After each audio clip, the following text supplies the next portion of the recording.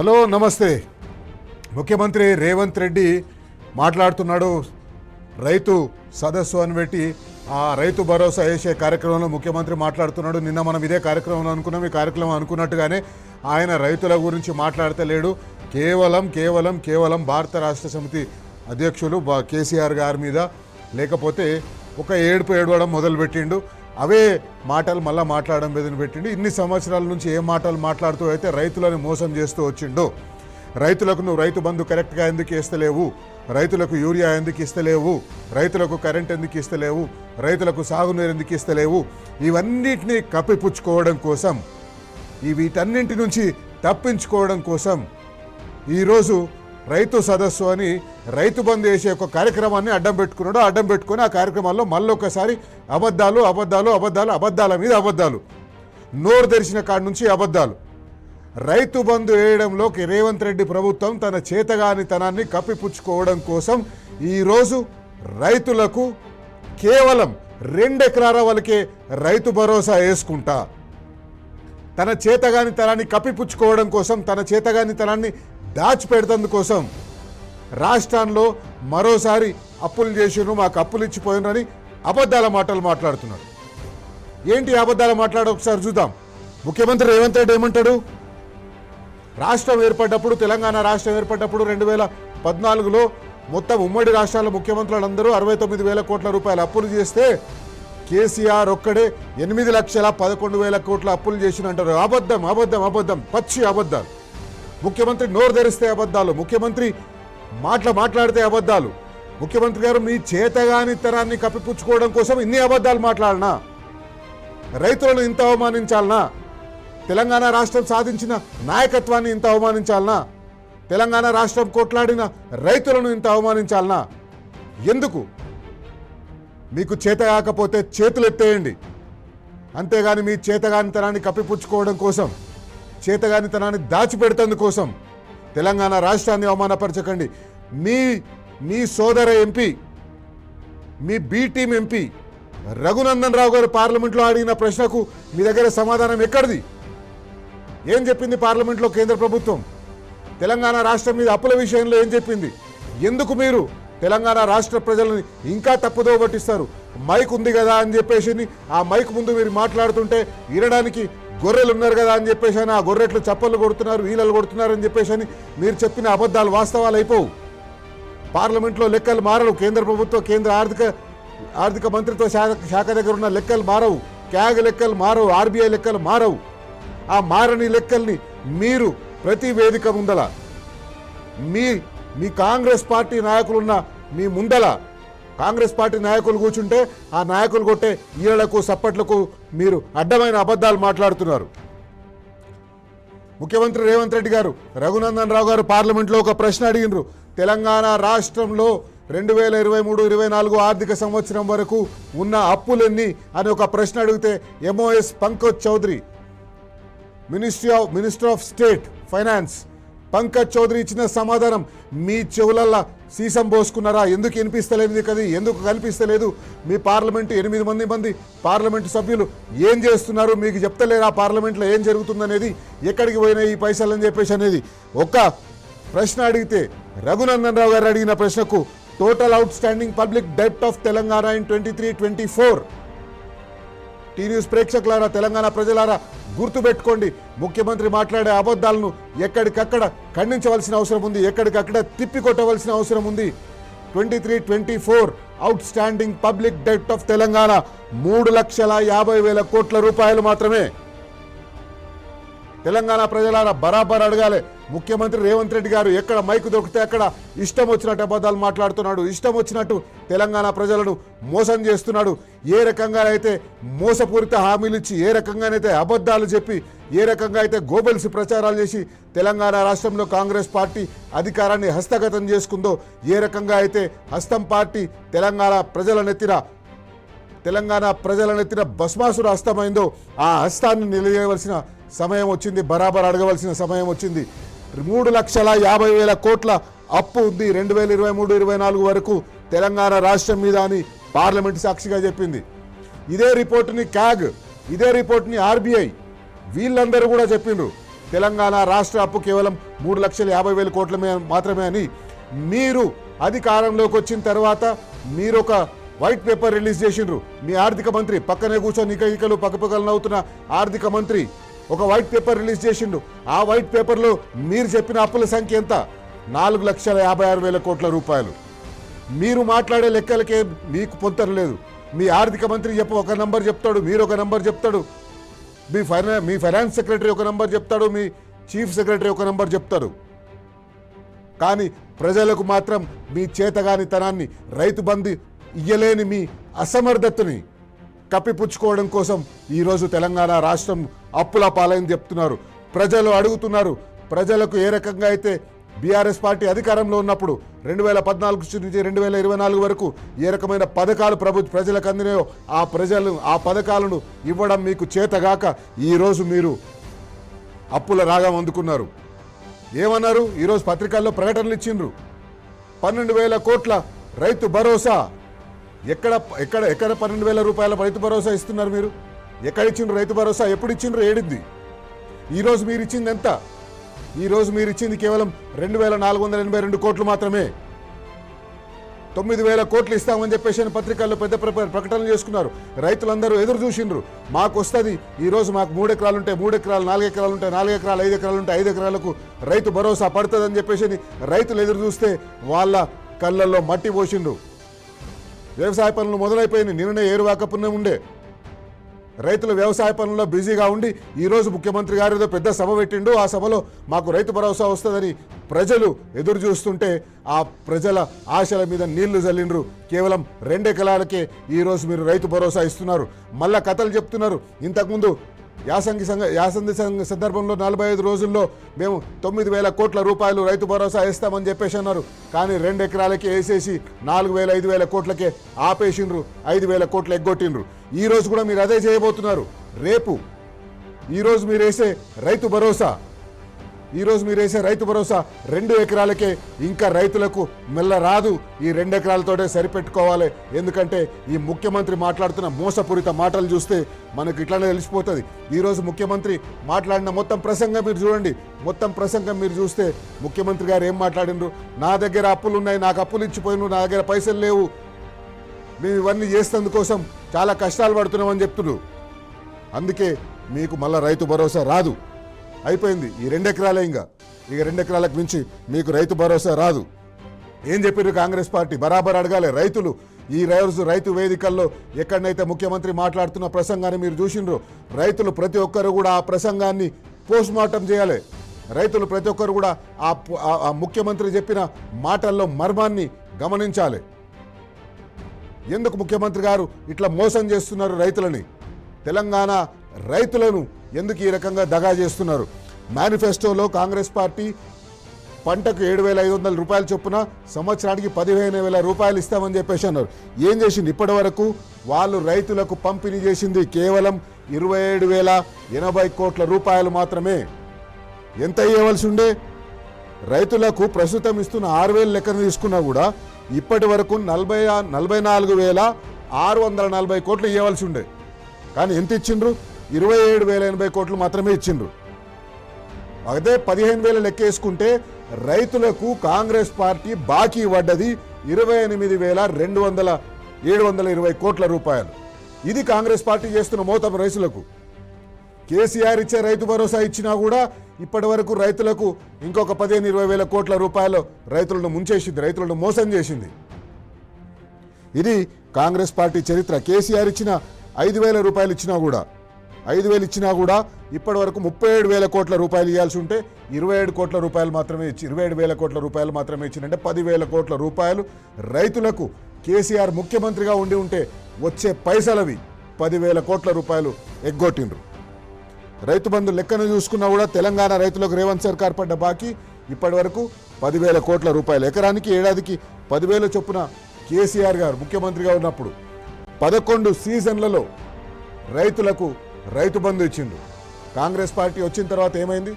దాదాపు 6 సీజన్లు వచ్చినాయి కాంగ్రెస్ పార్టీ అధికారంలోకి వచ్చిన తర్వాత. ఏమైంది? 6 సీజన్లు వస్తే వాళ్ళు ఇచ్చిందంతా ఎకరాకు ఏడాదికి కేసీఆర్ 72,828 కోట్ల రూపాయలు రైతులకు ఇస్తే వీళ్ళు వచ్చిన తర్వాత 6 సీజన్లలో అంటే కేసీఆర్ వచ్చిన దాంట్లో సగం ఇచ్చినప్పుడు వీళ్ళు ఇచ్చిన పైసలు సగం ఉండాలి కదా. 11 సీజన్లకు కలిపి కేసీఆర్ గారు ఇచ్చింది 72,828 కోట్లు అయితే వీళ్ళు 6 సీజన్లకు ఇచ్చింది 36,000 కోట్ల రూపాయలు ఉండాలి కదా. 72లో సగం 36,000 కోట్ల రూపాయలు ఉండాలి కదా. కానీ వీళ్ళు ఇచ్చింది ఎంత? 27,000 కోట్ల రూపాయలు మాత్రమే. ఇది కాంగ్రెస్ పార్టీ మోసం చేస్తుంది. నిస్సిగ్గుగా ముఖ్యమంత్రి వేదిక మీద నుంచి పక్కన మంత్రులను పెట్టుకొని, ఎమ్మెల్యేలను పెట్టుకొని, సీనియర్ కాంగ్రెస్ పార్టీ నాయకులను పెట్టుకొని, రైతు కమిషన్ చైర్మన్ని పెట్టుకొని అబద్ధాలు మాట్లాడుతున్నాడు, రైతులను మోసం చేస్తున్నాడు. రైతులందరూ, తెలంగాణ రైతులు బరాబర్ అడగవలసిన సమయం దగ్గర పడ్డది. అడుగుతానే ఉండాలి. ఖచ్చితంగా రైతులు పడ్డ కష్టాలు ప్రతి ఒక్కరికి తెలుసు. ముఖ్యమంత్రి రేవంత్ రెడ్డి గారు రైతు వేదికలెక్కి లేదా రైతు భరోసా సభలు, సదస్సులు అని చెప్పి మాట్లాడడం వల్ల రైతులకు ఒరిగేదేం లేదు. రైతులకు ఒకవేళ మీరు మేలు చేయాలనుకుంటే రైతులకు ఇచ్చిన హామీలని అమలు చేయండి. మీరు వరంగల్ డిక్లరేషన్లో రైతులకి ఏ హామీలు అయితే ఇచ్చిందో ఆ హామీలను అమలు చేయండి. ఎందుకు చేస్తలేరు? చేసే ధైర్యం లేదు, చేసేందుకు మీకు చేత కాదు, చేసే తెలివి మీకు లేదు, చేసే స్తోమత మీకు లేదు. అందుకే అధికారంలోకి వచ్చి 3 సంవత్సరాలుగా వస్తున్నా కూడా ఇప్పటికీ 4 లక్షల కోట్ల అప్పు చేసినా కూడా మీరు కేసీఆర్ మీద పడేడుస్తున్నారు. ఒకసారి మీరు కేసీఆర్ గారు 2014 తర్వాత తెలంగాణ రాష్ట్రంలో అప్పులు చేసినంటున్నారు. మీ జూటా మాటలు, మీ అబద్ధపు మాటలు 8,11,000 కోట్ల అప్పులు పక్కన పెట్టేసేయండి. అది కేవలం 3.5 లక్షల కోట్ల అప్పులు మాత్రమే. అయితే తెలంగాణ రాష్ట్రం ఏర్పడ్డప్పుడు, తెలంగాణ రాష్ట్రం ఏర్పడక ముందు అప్పుల గురించి ముఖ్యమంత్రి మాట్లాడిండు కదా. తెలంగాణ రైతులకు చెప్పాలి, తెలంగాణలో బుద్ధిజీవులకు చెప్పాలి, తెలంగాణలో చదువుకున్న విద్యార్థులకు, నిరుద్యోగులకు, తెలంగాణ ఉద్యోగులకు ముఖ్యమంత్రి చెప్తున్న జూటా మాటల్ని రోజు ఒక గోబల్స్ లాగా చెప్పిన అబద్ధాన్ని చెప్తుంటే నిజమైపోతుంది అనుకుంటున్న ముఖ్యమంత్రి చెవులు బద్దలైపోయేలాగా మీరందరూ చెప్పాలి. అందుకే ఈ లెక్కలు మీకు ఇస్తున్న. తెలంగాణ రాష్ట్రం ఏర్పడ్డప్పుడు 2014లో మొత్తం తెలంగాణ రాష్ట్రానికి వచ్చింది అప్పు 69,000 కోట్ల రూపాయల అప్పు. గుర్తుపెట్టుకోండి, ఈ నంబర్లు గుర్తుపెట్టుకోండి మిత్రులారా, ఈ నంబర్లు గుర్తుపెట్టుకోండి రైతులారా.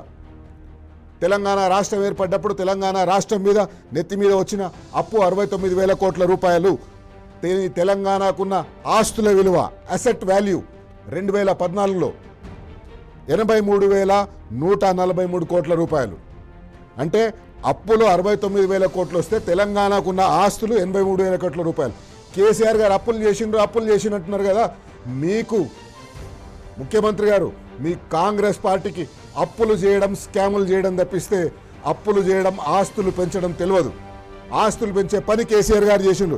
కేసీఆర్ గారు దిగిపోయేటప్పుడు 2014 ముఖ్యమంత్రి అయిన తర్వాత 2023 డిసెంబర్లో దిగిపోయేటప్పుడు తెలంగాణ రాష్ట్రంలో అప్పులు, public debt, out standing public debt 3,50,000 కోట్లు ఉంటే తెలంగాణ ఆస్తుల విలువ వీళ్ళకు కాంగ్రెస్ పార్టీకి వాళ్ళ ఆస్తుల విలువ తప్పిస్తే తెలంగాణ ఆస్తుల విలువ తెలియదు. వాళ్ళ ఆస్తులు పెంచుకోవడం తప్పిస్తే తెలంగాణ ఆస్తుల విలువ పెంచడం తెలియదు. 60 ఏళ్ళు తెలంగాణ రాష్ట్రాన్ని, ఉమ్మడి ఆంధ్రప్రదేశ్లో ఉన్న తెలంగాణ అనే రాష్ట్రాన్ని పాలించి తెలంగాణ రాష్ట్రంలో వాళ్ళు పెట్టిన ఆస్తులు 83,000 కోట్ల రూపాయలు అయితే 10 సంవత్సరాల్లో కేసీఆర్ గారు ముఖ్యమంత్రి అయిన తర్వాత, బీఆర్ఎస్ పార్టీ అధికారంలోకి వచ్చిన తర్వాత తెలంగాణ అస్తిత్వం కోసం పనిచేసిన పార్టీ, తెలంగాణ అస్తిత్వం కోసం పనిచేసిన నాయకత్వం అధికారంలోకి వచ్చిన తర్వాత ఈరోజు తెలంగాణ ఆస్తుల విలువ 4,50,000 కోట్ల రూపాయలు. 2023 డిసెంబర్ వరకు అప్పులు 3,50,000 కోట్లు అయితే ఆస్తుల విలువ 4,50,000 కోట్లు. అంటే 1,00,000 కోట్ల రూపాయల ఆస్తుల్ని తెలంగాణ ప్రభుత్వం పెంచింది. ఎక్కడ 83,000 కోట్ల రూపాయల ఆస్తులు, ఎక్కడ 4,5 లక్షల కోట్ల రూపాయల ఆస్తులు? అప్పులు చేసిండ్రు ముఖ్యమంత్రి ఒకసారి సోయి తెచ్చుకొని మాట్లాడండి. ఆర్థిక శాఖ మంత్రి గారు సోయి తెచ్చుకొని మాట్లాడండి. అప్పులు తీసుకొచ్చి ఆస్తులు పెంచిండ్రు. ఈరోజు ఏ జిల్లా హెడ్ క్వార్టర్లో కూడా పోయినా మీకుండే కలెక్టరేట్లు చెప్తాయి, మీకుండే మెడికల్ కాలేజీలు చెప్తాయి, హైదరాబాద్లో 4 దిక్కులో ఉన్న టీమ్స్లు చెప్తాయి. రైతులు ఏ రైతు వేదికల దగ్గర కూర్చున్నారో ఆ రైతు వేదికలు చెప్తాయి. తెలంగాణ రాష్ట్రం ఏర్పడ్డ తర్వాత తెలంగాణ ఆస్తుల విలువ ఎన్ని లక్షల కోట్లకు పోయిందో మీకు అది చేత కాదు. అది చేతగాక ఈరోజు మీరు అడ్డగోలు మాటలు మాట్లాడుతున్నారు. అందుకే ముఖ్యమంత్రి రేవంత్ రెడ్డి గారిని ప్రశ్నించాలి. తెలంగాణ చైతన్యవంతమైన సమాజం ముఖ్యమంత్రి రేవంత్ రెడ్డి గారిని మాట్లాడాలి. ఈరోజు హరీష్ రావు గారు ఈ రైతు ఆశీర్వాద సభనో లేకపోతే రైతు భరోసా సదస్సు అని ముఖ్యమంత్రి పెట్టిన. నార్మల్గా అయితే రైతు భరోసా అనేది ఆటోమేటిక్గా పడిపోతుండాలి అకౌంట్లో. ఎప్పుడైతే సీజన్ మొదలవుతుందో ఆ సీజన్ మొదలడానికి ముందు పడిపోతుండాలి అకౌంట్లో.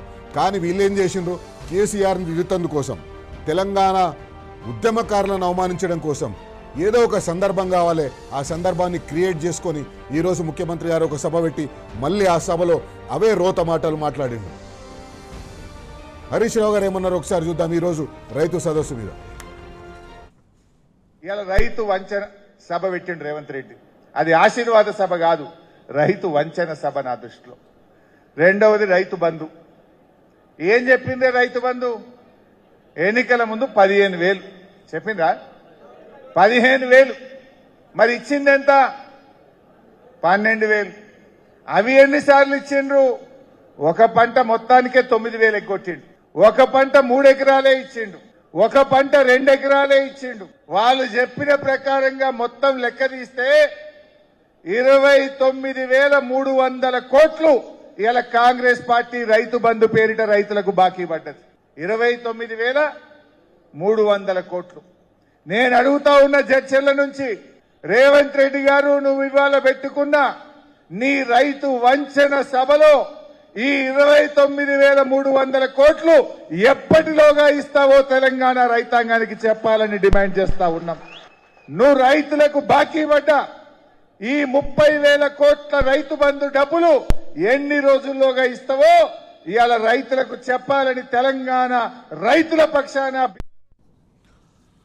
ఈరోజు తెలంగాణ రైతు సదస్సు పేరుతోటి ముఖ్యమంత్రి మాట్లాడిన రోత మాటలు మనం నిన్ననే ఇదే కార్యక్రమంలో అనుకున్నాం.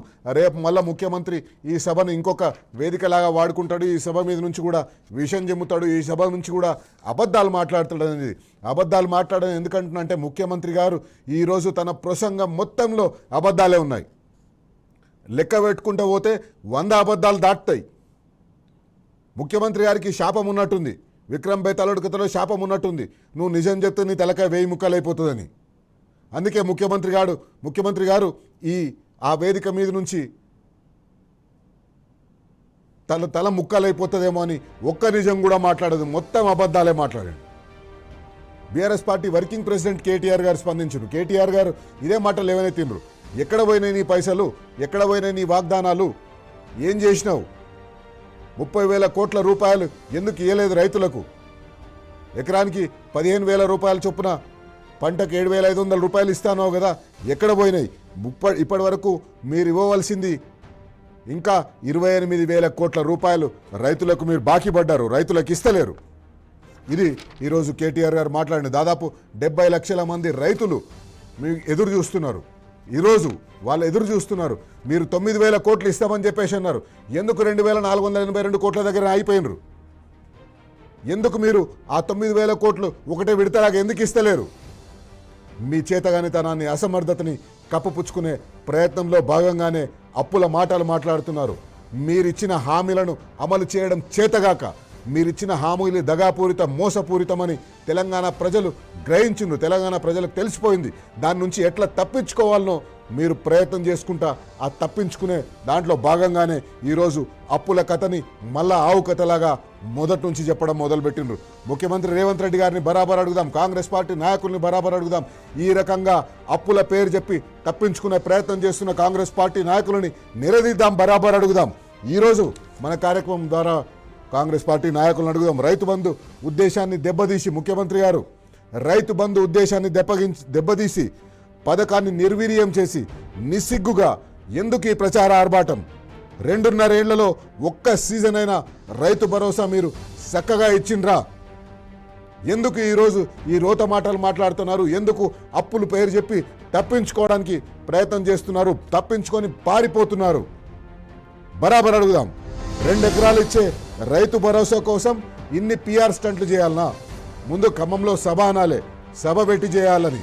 ఇప్పుడు శిల్పకళా వేదికలో సభ పెట్టి అక్కడి నుంచి ప్రసంగం చేయించాలని, అక్కడి నుంచి ప్రసంగించి తప్పుడు మాటలు మాట్లాడి అబద్ధాల మాటలు మాట్లాడి మీరు చేయాలనుకున్నది, మీరు ఇస్తున్నది 2,482 కోట్లు, ప్రచారం చేసుకుంటున్నది మాత్రం 9,000 కోట్లు ఇస్తున్నామని ప్రచారం చేసుకుంటున్నారు. ముఖ్యమంత్రి ఈరోజు తన ప్రసంగంలో కూడా చెప్పిండు, ఇప్పటివరకు మేము 28,720 కోట్లు ఇచ్చినాం, ఇప్పుడు 9,000 కోట్లు ఇస్తున్నాం, మొత్తం 37,000 కోట్లు ఇచ్చినట్టే అని లెక్కలో వేసుకున్నాడు. కానీ రైతులారా గుర్తించండి, బరాబర్ అడగండి, కేవలం 2 ఎకరాలకే ముఖ్యమంత్రి ఇస్తున్నాడు. ఎగ్గొట్టిన 28,720 కోట్ల రూపాయలు ఎప్పుడు ఇస్తారని బరాబర్ అడుగుదాం. మేనిఫెస్టోలో ఎకరాకు 15,000 ఇస్తామన్నారు, అన్ని పంటలకు ఇస్తామన్నారు, అందరికీ ఇస్తామన్నారు, పంట బోనస్ ఇస్తామన్నారు, అన్ని పంటలకు ఇస్తామన్నారు, రుణమాఫీ చేస్తామన్నారు, దీర్ఘకాలిక రుణాలు, స్వల్పకాలిక రుణాలు అని చెప్పేసి ఈరోజు వ్యవసాయ శాఖ మంత్రి మాట్లాడుతున్నాడు. మేము కేవలం స్వల్పకాలిక రుణాలు మాత్రమే మాఫీ చేసినామని చెప్పేసి అంటున్నాడు. రైతులకు మీరు వాగ్దానం ఇచ్చినప్పుడు ఎందుకు చెప్పలేదు దీర్ఘకాలిక రుణాలు కాదు స్వల్పకాలిక రుణాలు మాత్రమే మాఫీ చేస్తామని? అందుకే ఈరోజు ఈ వేదికగా బరాబర్ అడుగుదాం, కౌలు రైతులకు, రైతు కూలీలకు కూడా రైతు భరోసా ఇస్తామన్నారు కదా, ఏమైంది, ఎక్కడికి పోయింది? బరాబర్ అడుగుదాం.